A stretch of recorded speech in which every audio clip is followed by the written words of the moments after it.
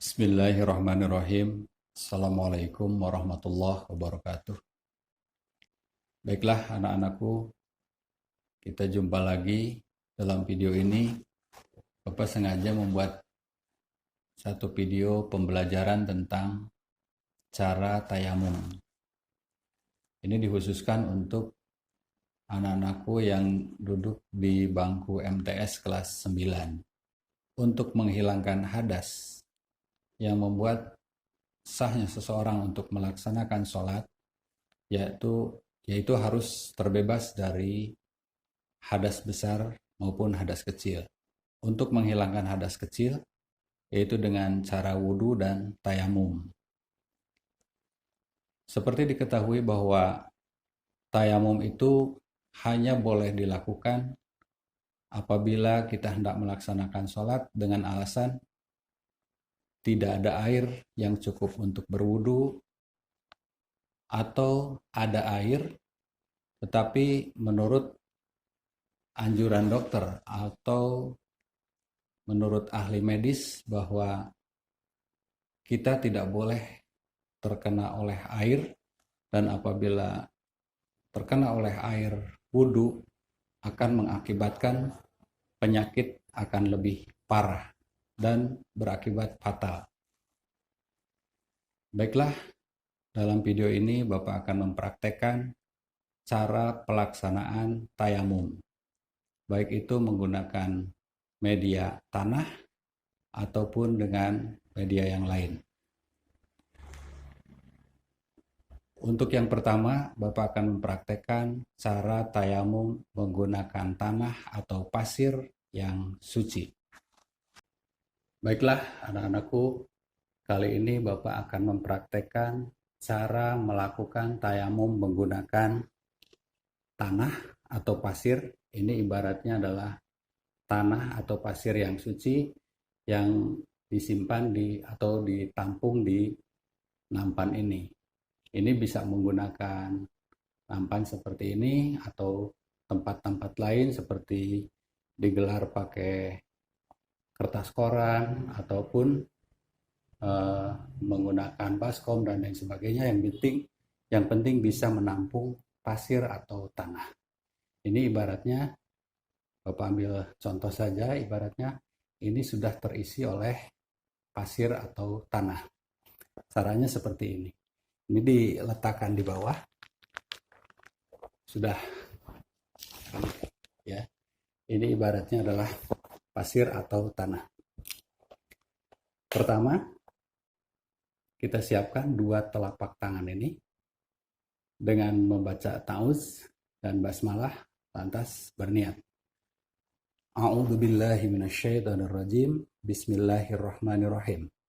Nawaitu tayamum malistibahati sholati fardu lillahi ta'ala.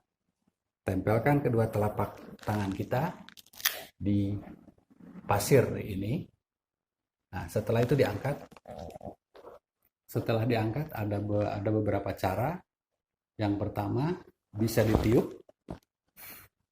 Kalau tidak ditiup, boleh digoyang-goyangkan, maksudnya ditepuk-tepukan biar sisa-sisa pasir yang nempel di telapak tangan bisa jatuh, atau bisa diusap satu kali usapan. Maksudnya supaya tidak ada debu atau pasir yang menempel.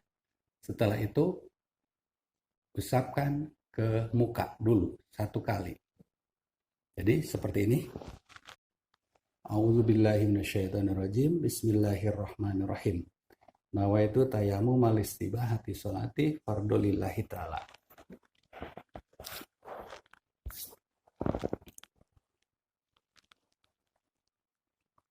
Ke muka satu kali. Udah itu tangan. Tempelkan lagi satu kali. Buang lagi untuk tangan. Tangan seperti ini caranya. Ini tangan kanan. Tarik dari sini sampai melewati sikut. Setelah itu tarik ke depan. Tarik ke depan. Ini jangan dulu karena belum dipakai. Baru ke tangan kiri. Tangan kiri. Setelah itu usap semuanya. Berarti selesailah tayamum menggunakan tanah. Itulah cara melaksanakan tayamum menggunakan pasir atau tanah. Untuk ke dinding, caranya seperti ini. Siapkan kedua telapak tangan, kita tempelkan ke dinding. A'udzubillahi minasyaitonirrajim. Bismillahirrahmanirrahim. Nawaitu tayamum malistibahati sholati fardulillahi ta'ala. Tempelkan, kebutkan, oleskan ke muka 1 kali. Untuk ke muka caranya seperti ini. Dari depan ke bawah, tarik ke depan. Begitu 1 kali, tempelkan lagi. Buang dulu, takut ada debu yang nempel.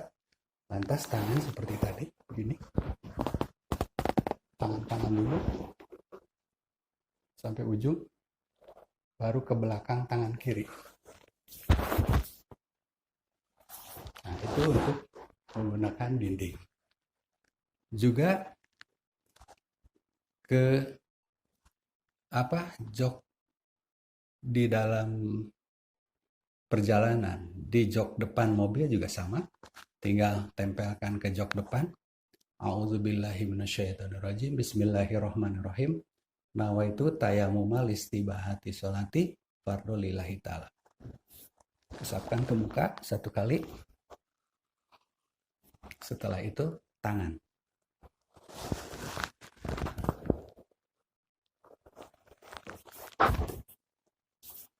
Untuk jelasnya tangan tuh seperti ini.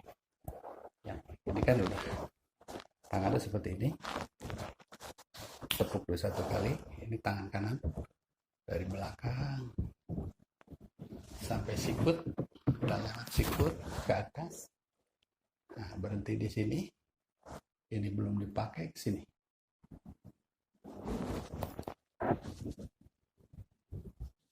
Selesai.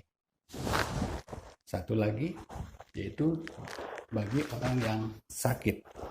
Yaitu orang yang sakit, mungkin wudunya atau tayamumnya, orang sakit di tempat tidur, bisa menggunakan dinding tempat tidur, bisa menggunakan dinding yang dekat dengan tempat tidur, atau menggunakan media lain seperti sajadah atau benda lain yang dianggap suci. Baiklah, untuk selanjutnya contoh orang yang sedang sakit untuk melaksanakan tayamum. Seandainya tempat tidurnya dekat dengan dinding, bisa melakukan tayamum ke dinding rumah sakit atau ke dinding rumah tersebut. Tapi seandainya tempat tidurnya jauh dari dinding, bisa menggunakan sajadah atau benda-benda lain yang dianggap suci. Ambil contoh seperti ini.